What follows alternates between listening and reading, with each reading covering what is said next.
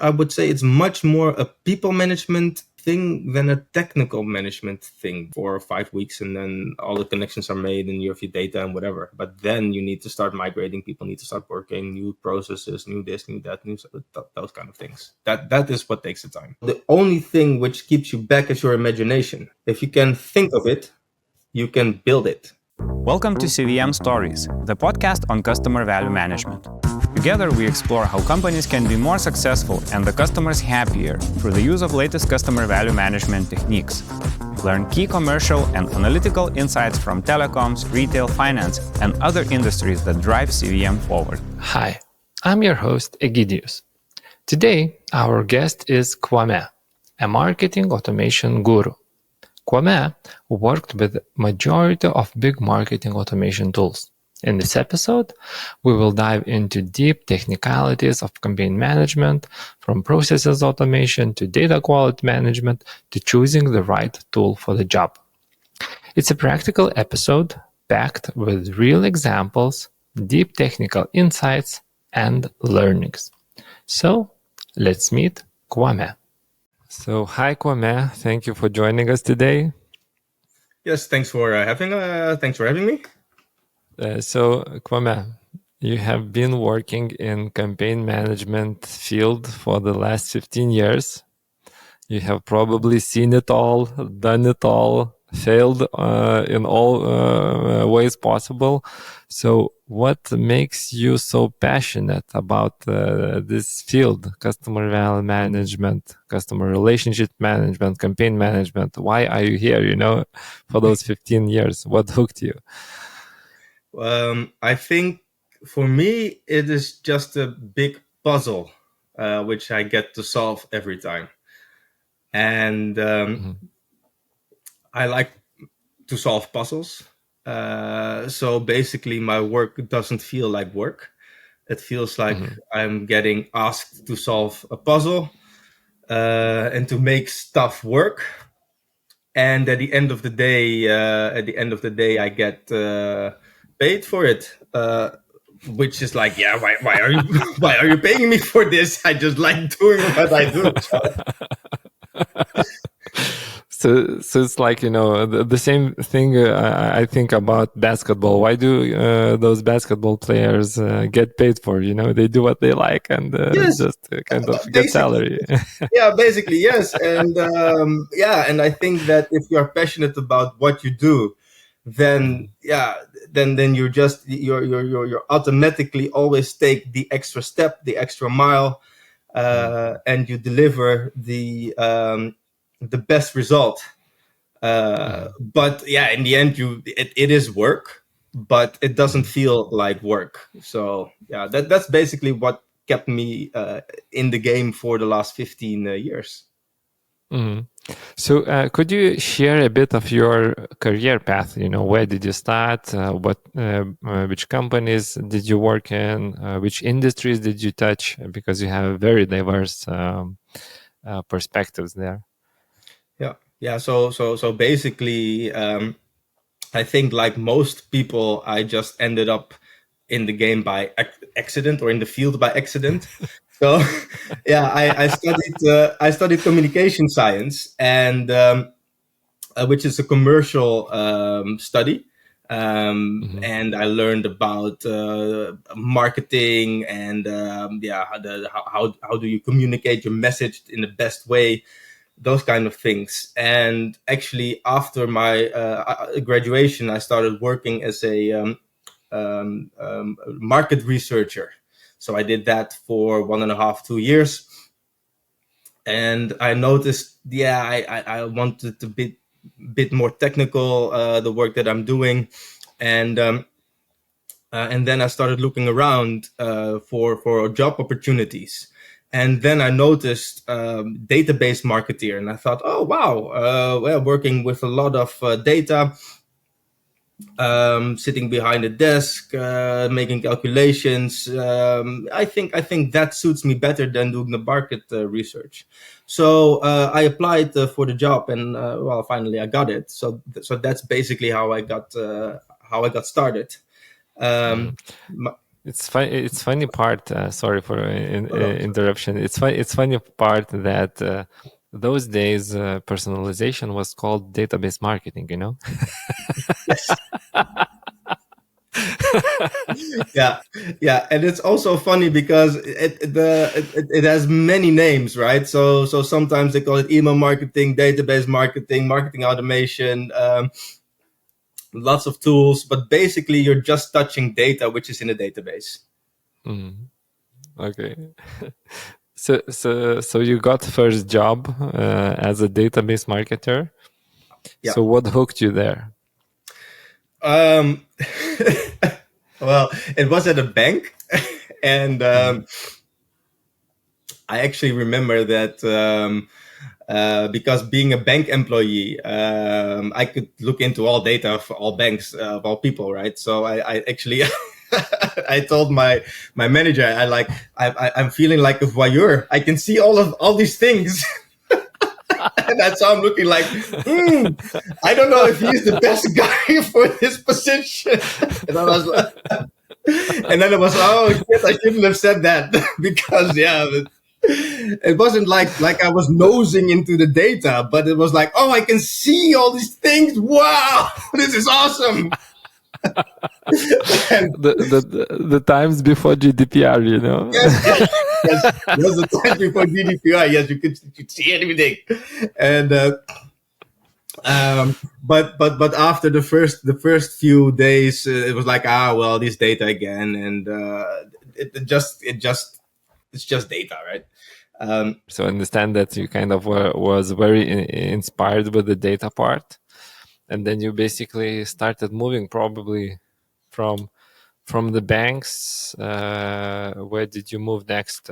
Yeah. So basically, yeah. So my first job was at a bank, Triodos Bank in the Netherlands, which is a really small bank. It only has like 300,000 or 400,000 customers, which is really small.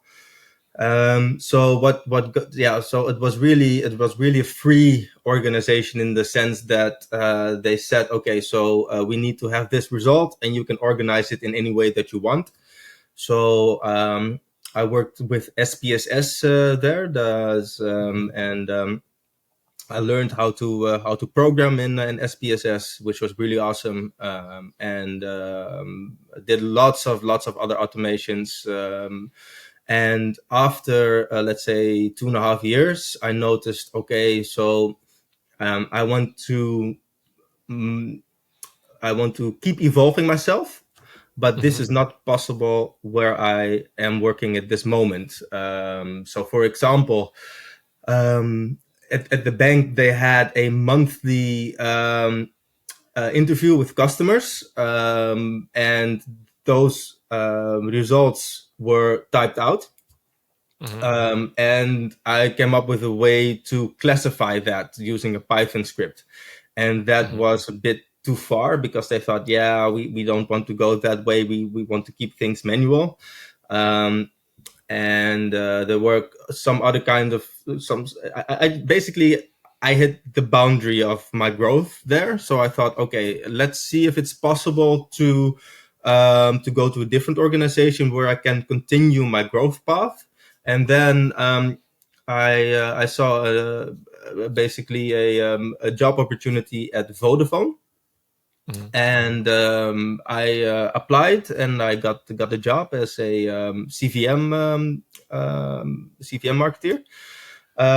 And yeah, so I basically started working there, and there I really got to know marketing automation. And basically everything I know of marketing automation was the basis was laid there at Vodafone.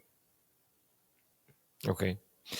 So, and from Vodafone, you, if I understand correctly, you had some other career jumps, and you also touched in different industries there as well, yeah? Yes, so Vodafone is a telecom, of course. Later we got Ziggo. We merged with Ziggo. And after I've worked there for over, let's say, 6 to 7 years, I started my own company. And I had customers as bol.com, which is a major retailer, a major online retailer. I also worked at Easy Park, which is automotive, and also did something for Odido, also telecom. And my final assignment, my last assignment, which I recently finished, was at Holland Casino, which is in the gambling industry. And currently, I am setting up an agency with a friend of mine. And it's with the acquisition. So we will help companies with their acquisition and their marketing. And he is doing the sales, and I'm doing the back end part. Okay. So let's move now to the, let's say, core theme of the podcast, which is about different campaign management tools and the technical aspects of campaign management. I know, Kwame, that over those 15 years, you have tried out countless campaign managements.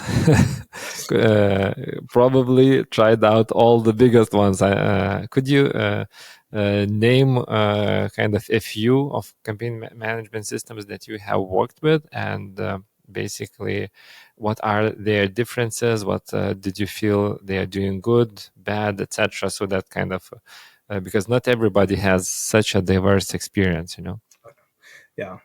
So I did inbound communication, outbound communication. For the inbound, I worked with Cordiant. Back in the days, outbound, I worked with Unica. I also worked with Selligent outbound, and I did omnichannel with Pega Marketing. I worked within Pega. I worked on the system engineering side. So it was system. What's it called again? Senior. Yeah, it was a system architect work. I did worked on flowcharts, and I also worked with Watson, IBM Watson. Which is the email sending tool, which you could connect to Unica. So basically, those are the big things I work with. So from those different tools, yes. What were your, let's say, key learnings? You know, because every kind of when teams purchase tools, they expect that, you know, the tools will solve everything and they will not have to work, you know. No. You're absolutely right. So basically, my key learnings are, and I also forgot one. I also worked with Mautic, which is also called Acquia Campaign Studio. I worked with that at Easy Park. So basically, what I learned is that all tools basically do the same thing, right? So they're connected to a database, and they're just SQL schedulers. So rather than write, don't want to be, okay. But basically, that's it. So rather than that you write the SQL, you have a tool which generates the SQL for you. It creates a list, and then that list gets sent to somewhere, and some things happen to that list. But basically, you're just generating a list. That's what you do. And you can have a big tool which does that for you. Let's say Pega. Pega is for the enterprise companies, but that's really a big bulky tool. Or you could have open source like Mautic, which also scales to 1 or 2 million customers easily. But basically, you're just generating a list of customers you want to send something. That is, I think, the key learning of my last 15 years. Back to the roots, you know, back to the basically it's the database same marketing. Basically the same thing as I did at Triodos Bank, because at Triodos I was making lists in SPSS, And then at Vodafone, I was making lists in Unica. And then afterwards, I was making lists in Pega, and basically just making lists.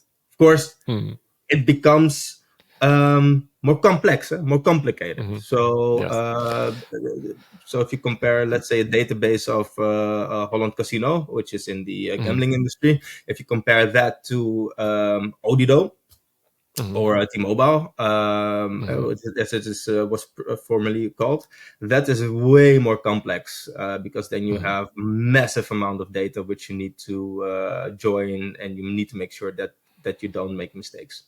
But I guess it gets a bit more nuanced. Yeah. So if you need to add more data, if you need to make some things more in real time, etc., then the tools start mattering probably. But kind of. Yeah, it isn't that black and white, of course. I mean, if you take a Unica, then you have way more options than you have with, let's say, a Selligent or different tool. So let's say, for example, you want to calculate the price offer in real time, or let's say not real time, in runtime, right? Then you want to have the ability, for example, to create custom variables. But if you want to have a custom variable which only lives in the flowchart at runtime, then you need to have a tool which is capable of doing that. So Unica is capable of doing that. Pega is capable of doing that. Selligent isn't capable of well, it gets a bit more nuanced in Selligent. You can have variables, but you can only access them within the flow of the within the flow. But so if you want to touch your variable at a different part of the flow chart, that's not possible. So then it becomes really it becomes vital in how you organize your data. So let's say the less capabilities you have in your tool, the more you need to do your data prep. Yes. And with your data prep, you can solve lots of issues. So now we will go deep into the woods, if you don't mind. So as a person who run those marketing campaigns with different tools in different companies, what would you say were the top 3 challenges that you were dealing on a daily basis? Basically from a technical perspective. Yeah, so from a technical perspective, data quality. So how do you make sure that the data that the data that you have is correct? Something else is the making sure that everything runs. And that you also so if you have, like, let's say 5 campaigns, then you can just see, okay, they've all run. But if you have tens or hundreds of campaigns which are running, then you need to have a system which informs you that the campaigns have actually run. And sometimes this is in the tooling, sometimes the tooling doesn't have those kind of things, and you need to create something which does the monitoring for you. You said that data quality is important, yes?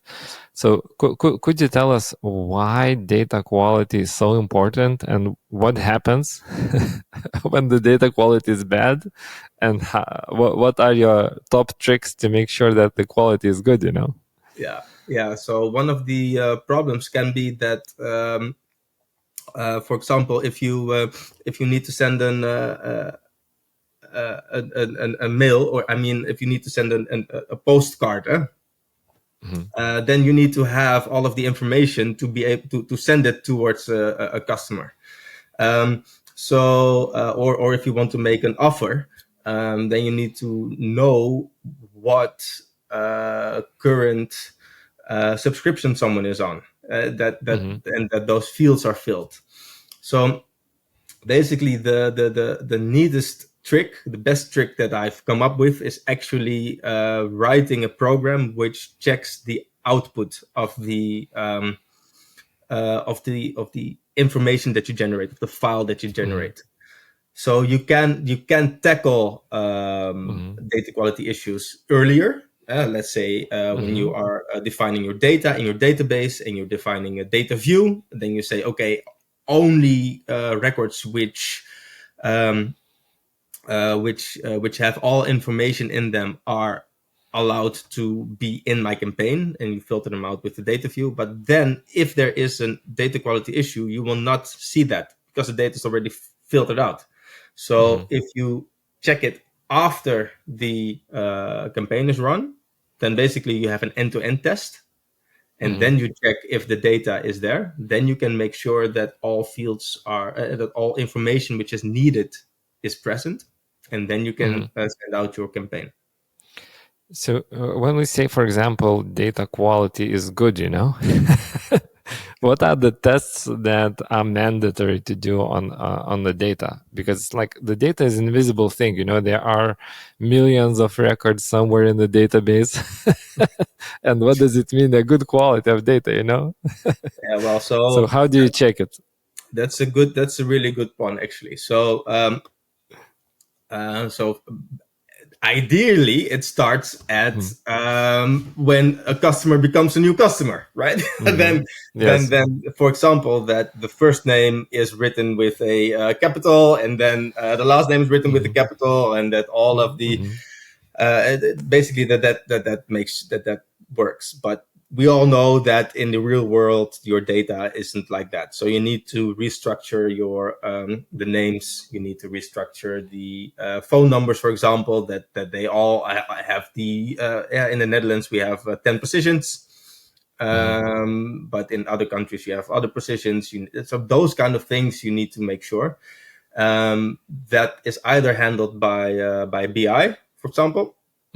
But then you also need to do that in accordance with BI, because basically the IT department or BI department, they look at data differently. They're like, okay, so I have my postcodes here. You need to have your postcodes there.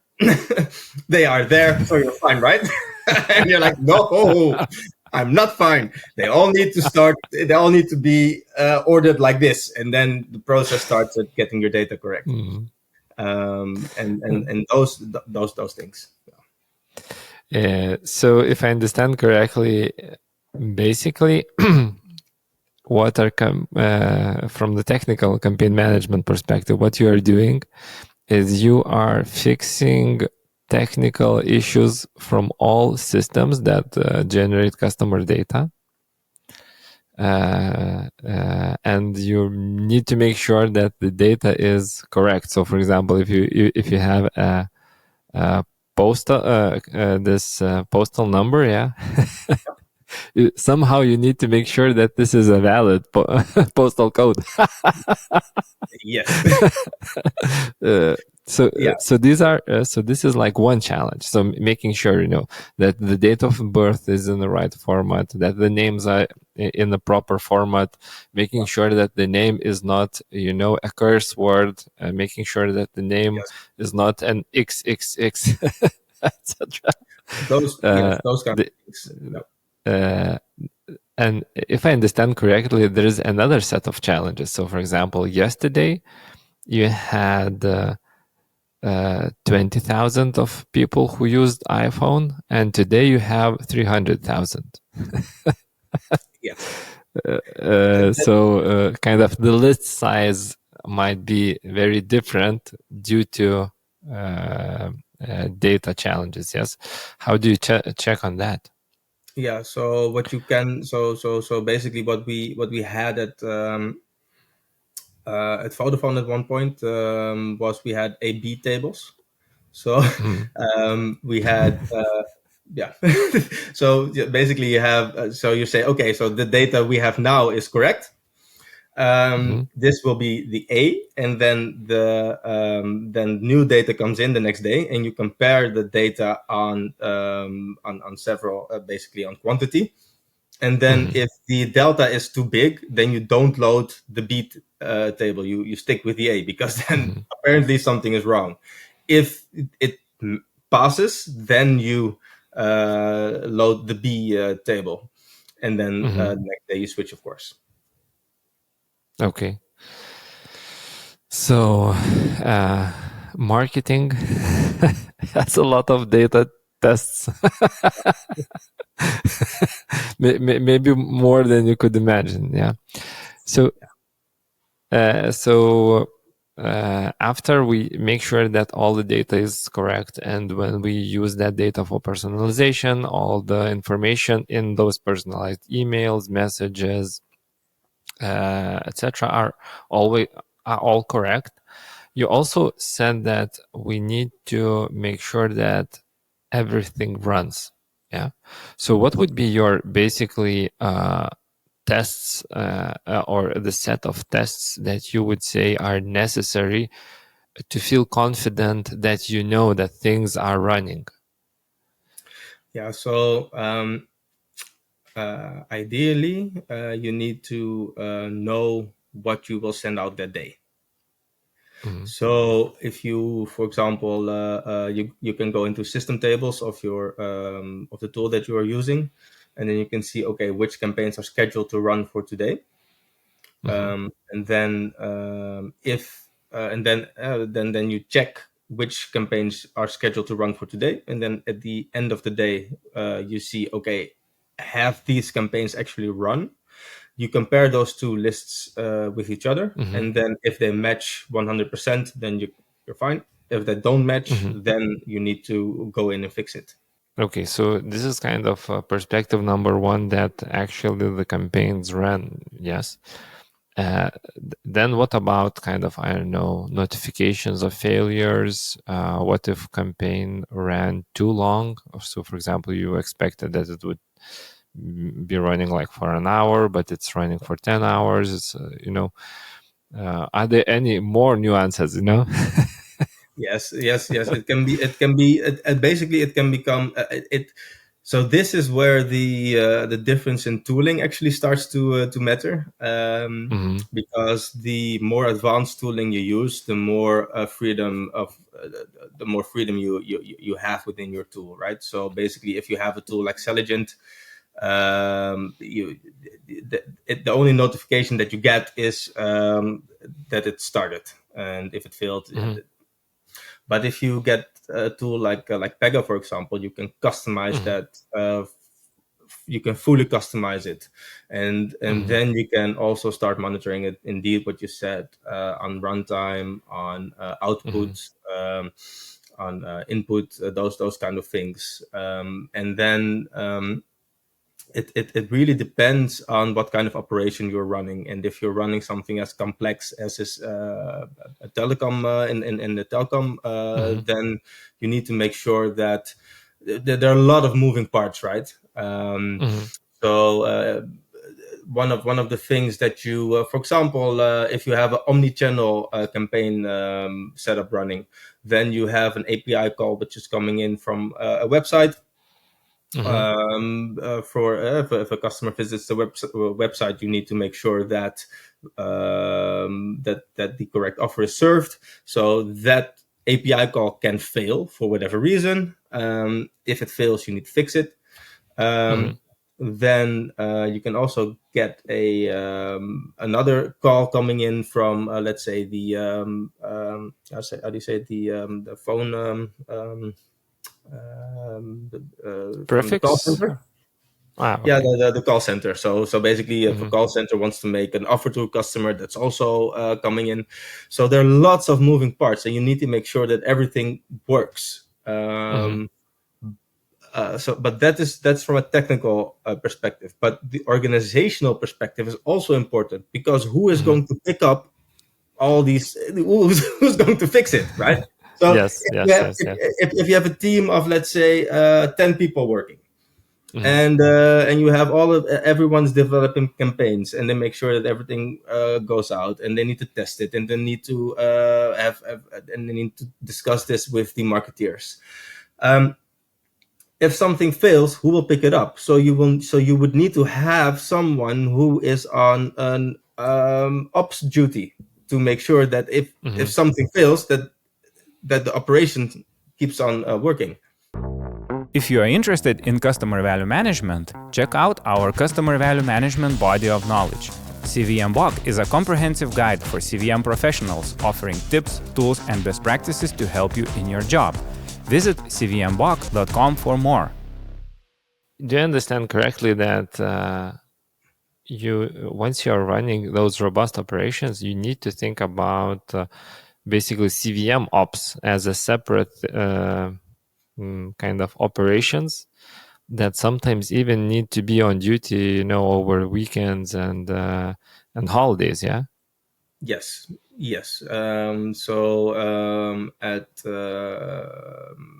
in the telco at Vodafone Ziggo, we had CVM Ops. Actually, we also called it CVM Ops, and it was a dedicated role, which was rotating between the team members. And the person on Ops actually had less campaigns to develop that week because 50% of the time was assigned to Ops. Okay. And in the weekends we didn't send out campaigns, but we did have someone on standby. Okay. Just to make sure, just in case, because you're running a 24-hour operation. Yeah, because there are still some real-time activities going on. Customer is making top-ups or purchasing something. Yeah, you need to, and visiting your website. Yes, and also, for example, twice a year you have a server upgrade. The server upgrade only happens at between 3 and 4 at night on a Saturday and Sunday. So who is going to check if the server update works? Those kind of things.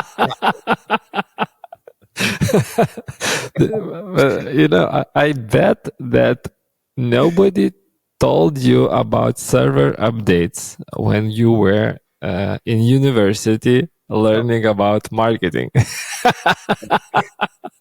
I didn't even know what a server was. It's like I thought, everything works by itself. It's okay, man. It's automated. No one knows. But suddenly, some network rules were changed in the network, and your campaigns are not going through. Yeah. and everybody is shouting on you. Yeah, but it's not my. They closed the gate. They closed the port. Those kind of things. Yes. I know, but you have the problem. The problem sits on your desk. People are shouting at you. Yeah. But there's one valuable thing which I've also learned in the last 15 years, and that is two things actually. So in the telecom world, everyone always says this as prio, and I thought, but if everyone says it has prio, then nothing has prio. So because you cannot have 10 prios, so you need to keep your head cool. And the other thing is that if someone says it is important, I've only actually had one time that something was really important, that I was literally working at the other department. This was when I was working at a bank. I was working at a different department. I needed some me time to concentrate. And at one point I launched the campaign, and the coworker was actually standing beside my desk. They said, yes. Said, hey, Kwame, can you help me? I said, okay, what is it? Yes, you need to stop running the campaign. I was like, what? No, man. You need to stop running it now. Okay. And there were two actually. So one of the marketeers, she was crying, and the other one was saying, you need to stop it now. And I was like, okay, yes. And I was like, oh my God, what did I do? But it was actually the thing. What was wrong was that there was a wrong variable delivered, which was loaded into the email, which caused customers of the bank to be really concerned about, oh my God, I don't have any money anymore in my bank account. Started phoning up the bank, those kind of things. So if something is really important, people will find you and they will come to your desk and they will make sure that you do it now. Otherwise, it's not important. Well, it is important, but it's not urgent. Let's say it's not urgent. Okay, this is a very good lesson, So, getting back to the CVM ops part, how would you describe the CVM ops function? like in a couple of sentences, what is the essence? Because you really defined the essence of campaign management very well. Can you try to define the CVM ops as well? Yeah, I think the CVM ops is the most underrated, but also one of the most important parts of a CVM team. And so basically the job of CVM ops is to make sure that stuff gets sent out and that stuff keeps on working. There are lots of moving parts. I've worked in many industries, but banking is complex. Telco is also complex, but the difference is that telco goes way faster than banking. And because of the speed which is needed to get your campaigns running, you have the risk of things falling over. And if something falls over, someone needs to pick it up, and that is the part of ops. And without CVM ops, your operation or your campaign operation will not function. It will not function as well as you think it does. Thank you a lot. I think I didn't find a better definition so far. Well, lots of ops experience here. This is Yes. So, Kwame, if you would have to choose a campaign management system right now, yes, Yeah. and you have seen it all, done it all, what would be the most important aspects that you would take into account when making a decision to purchase a campaign management system? Because making a change in organization probably is a huge thing. Everything will change, with a new campaign management system. So how do you make it? How do you make sure that you chose the right thing? I think, first of all, you're right. Everything changes. I've I've worked on the implementation of Pega at Vodafone Ziggo. I've also done a Mautic implementation at Florensis, which was a customer of mine. And if you implement a campaign management tool, everything changes throughout the entire organization. And I would say that the most important aspect to keep in account is that you need to know what do you want to do. Because, what is the definition of what do you want to do? Well, yeah, that's it. I mean, the definition. So let's say you want to offer omni-channel real-time offers. Yeah, that is. I wouldn't go with Mautic as an open source. I mean, it's not that open source is bad, but it's just not made up for that. It's not made for that. Yeah. But if your goal is to send batch campaigns in a timely fashioned manner, then Mautic is awesome. But then Pega is not your place to go, because that would mean that it's just complete overkill. I think you definitely don't want to go with that. So I would say a good comparison is enterprise level tools are like Formula One cars, F1 cars. They go really fast and they're really fine-tuned, awesome machines. But if you want to go to the city center of Amsterdam or Berlin, you cannot get there with a Formula One car. You need to have a Fiat Panda or a Opel Kadett or whatever. It will actually get you there. Or let's say if you need to get a class of school children, you need to get them to the museum. You don't show up with your car. You need the bus, because then in a bus you can actually get them there. So it really depends on your purpose. What do you want to do? And as soon as you have defined that, then you can make your tool selection. But you need to do it in that order. Okay. That's a really valuable piece of information, because I haven't seen many companies that start from the purpose.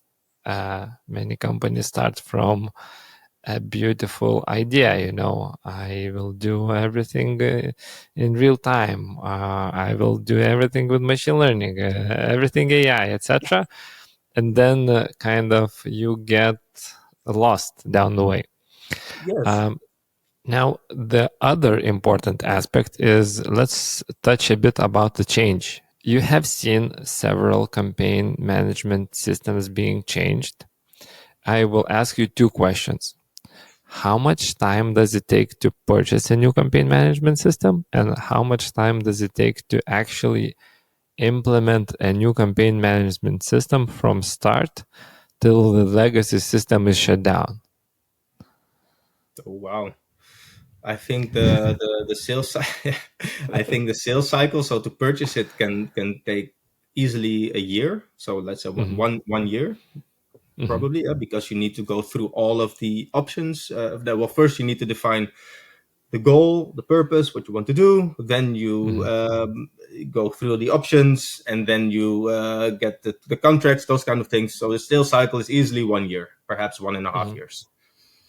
Then the implementation part can take, I think, between 2 and 4 years, something like that. 2 and 4 years.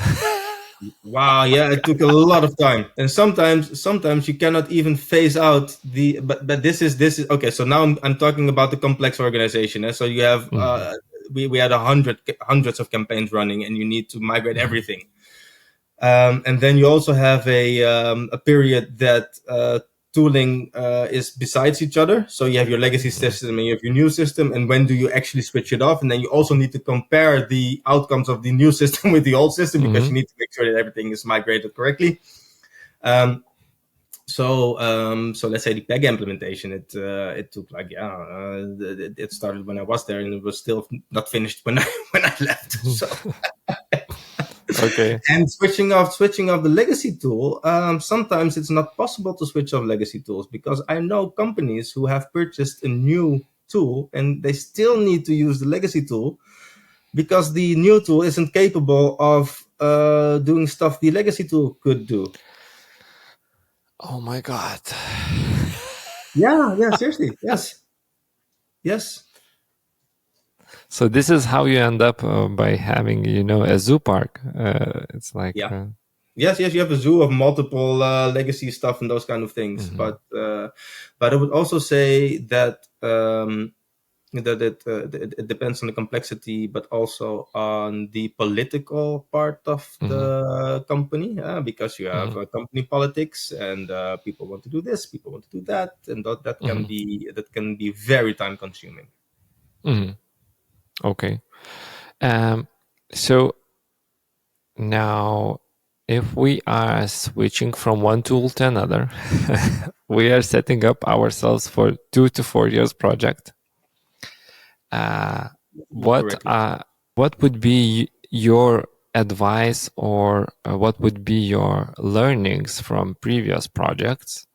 What is important to make this project a success, or what are the challenges basically during the migration part? Well, I would say that one of the things is that people can underestimate how long it takes. So it can be that the manager who says, okay, fine, we need to migrate, isn't there for the entire migration part. So then the next manager who comes in isn't responsible for the migration, or doesn't feel responsible. So that is a risk. Then also the people who you have working, you need to take them with you with the change, and you need to make sure that your own staff are actually learning the new tool. So even though I'm now working as an independent consultant, I'm still saying you need to have people on the payroll. You cannot outsource your primary process.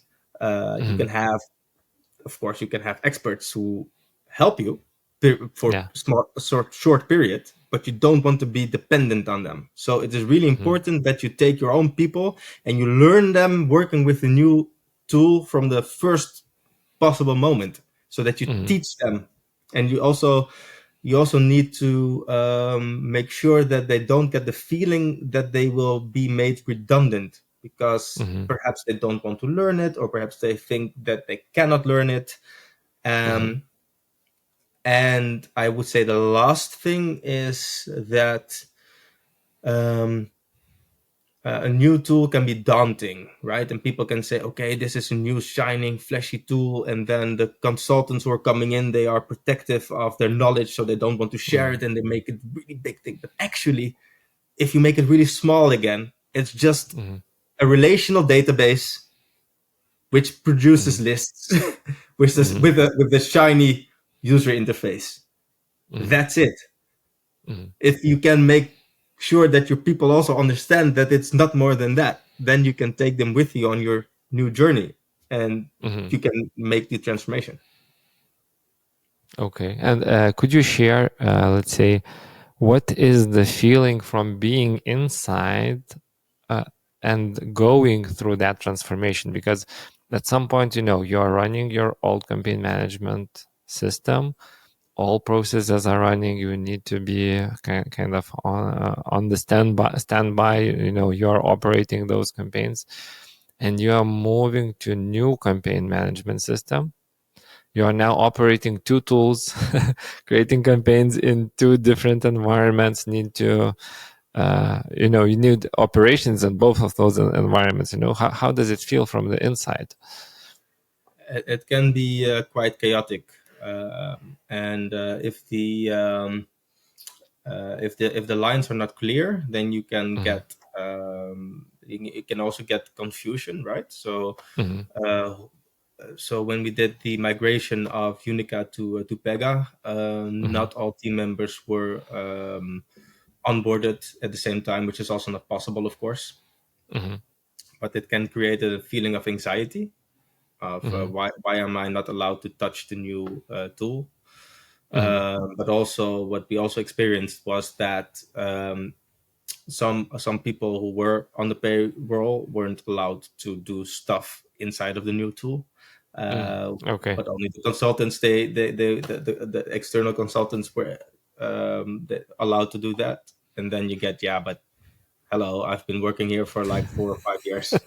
I actually run the current campaigns, right? If I'm not here, then things break down. So I know what I'm doing. So please let me touch it. Those kind of things, right? So that's also something that you need to make sure, and it can just get a feeling of anxiety, and you need to make sure that you don't lose your people along the way. I think it's much more. I would say it's much more a people management thing than a technical management thing, because getting a system up and running is not that difficult, right? I mean, that takes like 4 or 5 weeks, and then all the connections are made and you have your data and whatever. But then you need to start migrating. People need to start working, new processes, new this, new that, those kind of things. That is what takes the time. Managing people in transformation, not technology, is a challenge. That's a very good insight, Yeah, but that's it. Yeah, no, but it is a people. It is the people part is, I think, underestimated. It's more a people thing than a tool thing. So, for example, if you would start the project, what would be your first thing? So, imagine you purchased a new campaign management system. You need to roll it out. What would be your number one task, basically? My number one task would be to onboard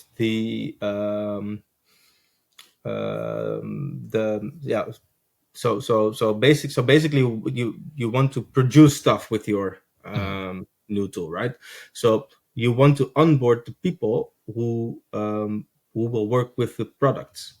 You would let's say in this case marketeers, and then we'd say, but marketeers don't have anything to do with it. No, but if stuff changes, for example, if you go to an NDA, and next best action, then you say, okay, but then the system decides what will be offered. So then all of your KPIs will become worthless because you don't have any say in it anymore.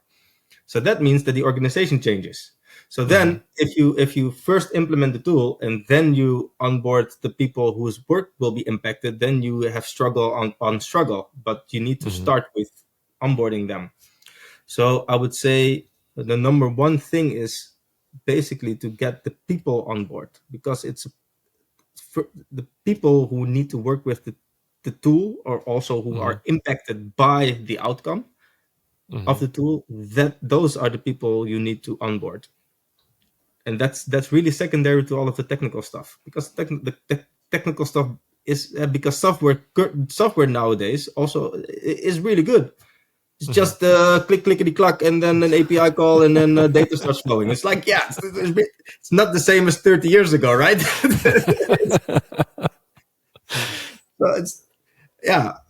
But software became simpler, but people didn't. No, yeah, you're right. I mean, we should upgrade people. We shouldn't upgrade software. Okay, so it's been a very interesting conversation about campaign management part, Kwame. Let's slowly move to the last part of our conversation. It's the 3 questions that we always ask our participants. So the question number 1 is, what was your proudest moment in your career? Proudest moment in my career was that when I was working many years ago.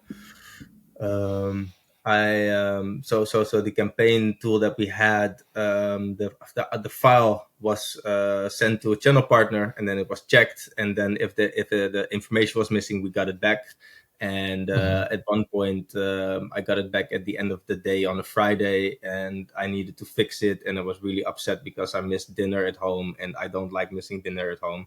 So I was riding back home, and I was like, I missed dinner. And I was like, hey, but actually, what does the tool do? Okay, it checks for missing columns, blah, blah, blah. I think I can actually make that myself. So over the weekend,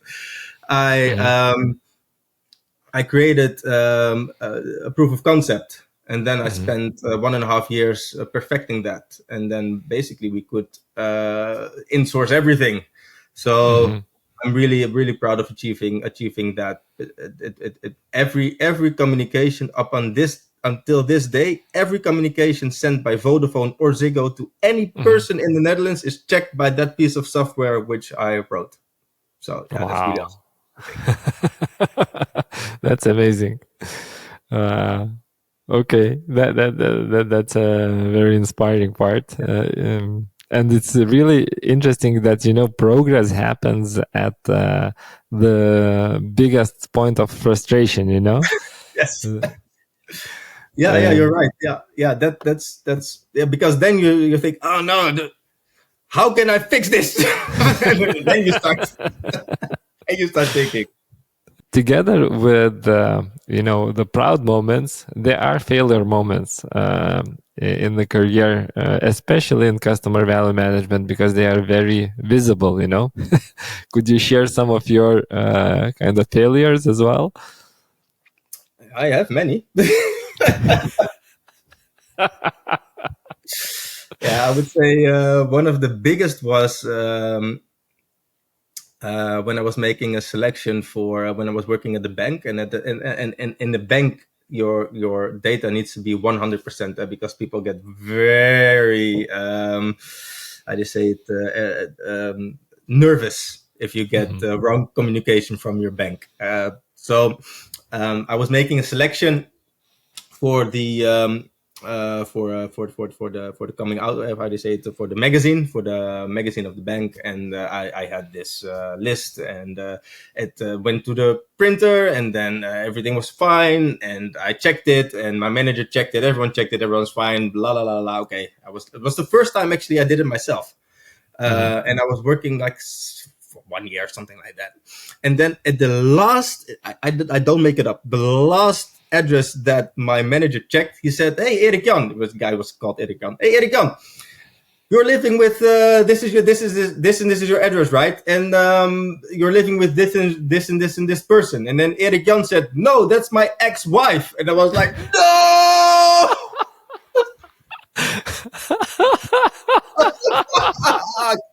I can still get the feeling, because it was the last, it was the last address was checked before over 200,000 records were sent to the printer, and everyone would get it distributed. And the thing was, so in the bank you have in the current account, right? You have your own account, you have your shared account, and you can have multiple accounts. And then at one point you close the account, and and I took the names and addresses of closed and open accounts. I didn't filter out the closed accounts, and then the match is made at random. So at this point, at Erik Jan, his closed account with his ex-wife was matched at his name and his address.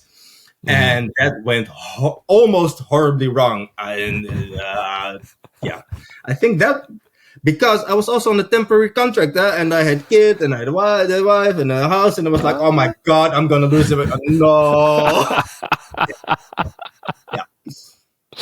Oh my God! But you were lucky, that this was not printed. Yeah. I think I could have sold my house, actually. No, I wasn't. No, but yeah, I was really lucky, and yeah, it got really like, okay, I need to make, so this is real data, real people. I need to make really sure that what I'm doing is just 100% correct. But I was really lucky until this day, when you notice that when I'm telling the story, I get the feeling again, like, oh God. There is one very important piece about customer value management. You need to be 100% right, because it's like your mistakes are very, very widely spread.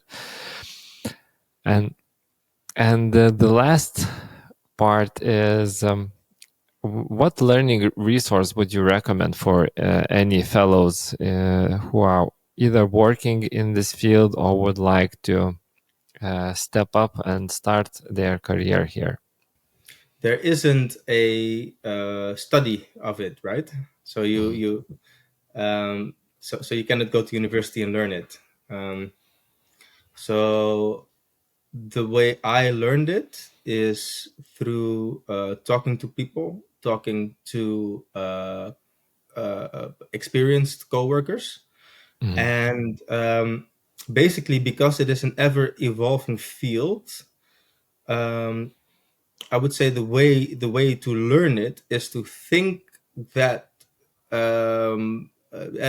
I've said several times, it is you're generating SQL on a database. But that's only one part. The other part is that you're working with a computer, so you can calculate stuff, you can build stuff. So the only thing which keeps you back is your imagination. If you can think of it, you can build it. And that is, I think, the key way of learning it, because then things become possible. Like if you want to send out an email for a sauna, for example, and then you can also say, okay, fine, I want to include the weather, because then people might want to know if it's shiny, sun is shining, or whatever. And then you can think, oh wait, and then I can make an API call to this, that's such so. But basically, you need to keep in mind it is a computer, and you can program stuff with it. And then you can learn it. And then the magic happens, yeah. Then the magic happens, yes. So thank you, Kwame, for a really inspiring, fun, and deep conversation today. It was fun, Egidius. It was fun. I don't know. The inspiring part, I leave it to others, but it was fun. Yeah, I imagine that there are plenty of people, who are going through the same struggles. So yeah, I can also imagine it is. It is quite a complex field, but it's really a fun field. And I think that we should always keep in mind that if you can't laugh about what you're doing, then you should perhaps find another field. But you should just be laughing and enjoying yourself and not sending magazines to ex-wives.